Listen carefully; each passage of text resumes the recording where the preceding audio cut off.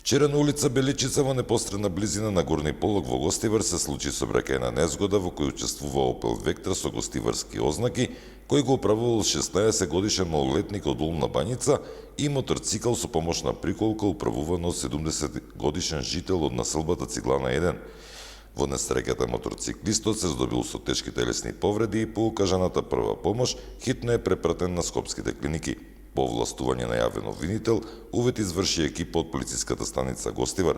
Првично причината за незгодата е неприлагодена брзина. Инаку и натаму не стивнуваат инцидентите кои ги предизвикуваат малолетници кои управуваат моторно возило без соодветна возачка исправа. Минатиот месец на гостиварските простори откриени се 115 поединци, додека минатата година откриени се 2726 диви возачи во Полошко, што е за 3 пати зголемено во однос од 2015-та.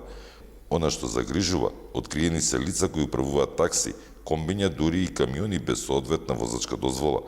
Полицијата преку редовни контроли работи на откривање и сузбивање на вакви состојби, што пак го зголемува и бројот на откриени прекршители.